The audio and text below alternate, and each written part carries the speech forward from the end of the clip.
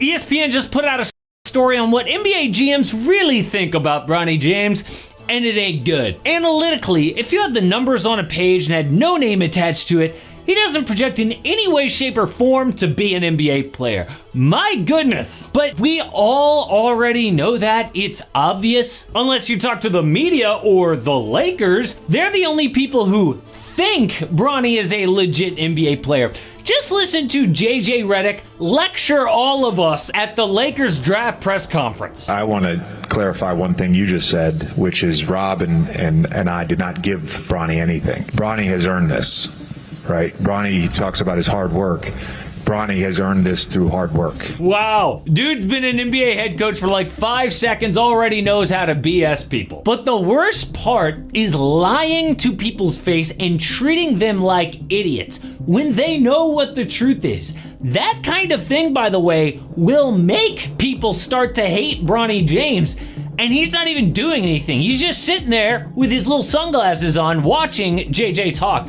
It's like people who dislike rich kids, which I think is dumb. Like, what would those people all do if their parents had money? Would they say, oh no, mom and dad, I don't want your money. I'd rather go out there and earn it all myself and possibly be broke. No, of course not. They would take the money. So don't hate on the kid, you're just jealous. But we are already seeing how bad it's going to be this year for Bronny. A different NBA scout said, Bronny is set up for failure. It's like, what's the expectation here? And that's a good question. What do they expect? I mean, people are talking like Bronny's supposed to be a franchise player. No, he's supposed to be a role player. So what does a role player actually look like?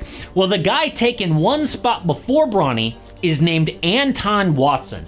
He played 5 years at Gonzaga and is 24 years old. 6'8", 225 pounds, averaged 14 points and 7 boards for the Zags, started every game, shot 57% from the field, 40% from 3.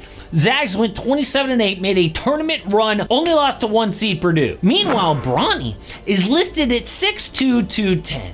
4 points a game, 36% from the field, 27% from 3. Started 6 games for a USC team that went 15-18, no tournament. But Watson got a 2-way contract, 1 year, $578,000. His guaranteed money, $70,000.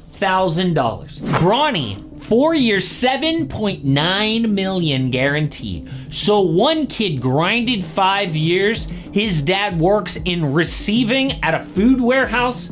Bronny will make over 100 times more guaranteed. You don't think that is gonna cause resentment from players, his own teammates? Charles Barkley said Bronny's gonna have a target on his back. You think? It's like that JJ Redick quote. Like, it's one thing to say, yeah, he's only here because of LeBron. But like, you don't expect them to come out and say that. There's a middle ground. You don't get on your soapbox and lecture people. Bronny's here because he earned it. Really? You can be a little more humble than that. Same thing with the money. I mean, sure, make him a draft pick, I guess, but don't pay him 100 times more guaranteed than a kid who actually earned his spot. It's disrespectful. But the Lakers aren't even the worst part. I mean, you kind of expect them to act like this. But the media really thinks that fans are this stupid. When Bronny and LeBron played for the first time in a preseason game, the broadcast made a huge deal out of it. Okay, it's a thing. But then they get on their soapbox, compare them to other father-son pros. The Nessers happened like 100 years ago. You got a hockey thing in there with Gordie Howe. But look at the baseball examples. Tim Raines Sr. and Jr. Yes, they played together, but their first pro game, Tim Raines Sr. voluntarily went down to the minor leagues to play with his son. Man said, it's my dream to play with my son, but instead of making it all about him, he didn't force the team to call up his son. He went to the minors. Can you imagine LeBron going to the G League? I would actually love it if he did that. I would really celebrate the moment. Now, they eventually played in the majors, but it was the last 4 games of the whole season. It was a losing season, just 4 of 162. But Ken Griffey, the son, was one of the greatest hitters of all time. And Ken Griffey Sr. was an MLB All-Star who won multiple championships. And he was still so good.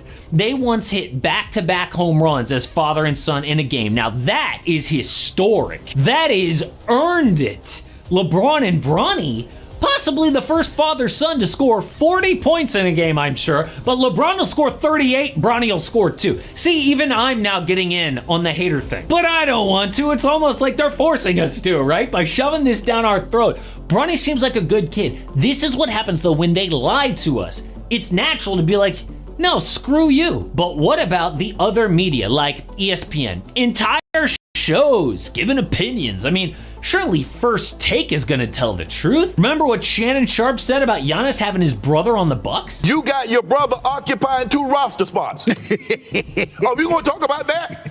You know good and well, Giannis, your brother's probably not going to be playing for any other team in the NBA except Milwaukee, and that's only because of you. Yeah, Unc, keep on telling him about how messed up nepotism is. We see it all the time in coaching.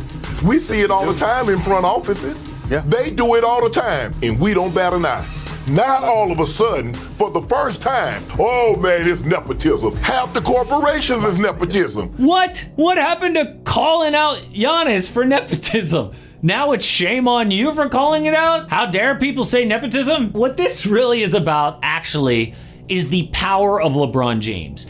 People are going to look back and be like, oh yeah, it was historic, all right. Historic that LeBron had enough power to get his son in the league. We'd never seen that kind of power. I mean, people were so afraid of him. Only people who would call him out had to remain anonymous. The NBA and teams were too afraid of him. It's why a lot of people hate LeBron James, the GM, controlling the roster and not taking any of the blame when it goes wrong, like with Russell Westbrook. This is GM. Like, did you see when he and Bronny debuted together? It was sick. LeBron goes up like he's in a full court press. Kinda weird to do a full court press in the second quarter of a preseason game. Like, you usually do that late in the fourth quarter of a close game. But then, oh, he's jogging back. Barely even marks his guy. What happened to the full court press? It's because LeBron was making sure the cameras could get a nice photo of the two of them together. And sure enough, what a historic photo. Thanks to LeBron James. This is all about him. He is pulling the strings, right down to what the pictures are gonna look like. So Bronny's being set up to fail, just like that anonymous GM said. His dad is making other people hate him, from saying on Twitter that Bronny is better than other NBA players that he watches on League Pass, to getting him drafted, to that guaranteed contract over 100 times more than other deserving kids, to orchestrating a fake photo. I feel bad because it's not going to end well. Like, Bronny's stats aren't going to save him. Bad stats in high school, bad stats in college, bad stats in the summer league. It's going to be a disaster. And really, LeBron made it all happen as usual. Now, the flip side of all this is what's happening in San Antonio. Victor Wembanyama looks completely different than he did in his rookie season. It's going to be good vibes for the Spurs this year, but wait until you see what Wemby's got planned for year 2 in the NBA.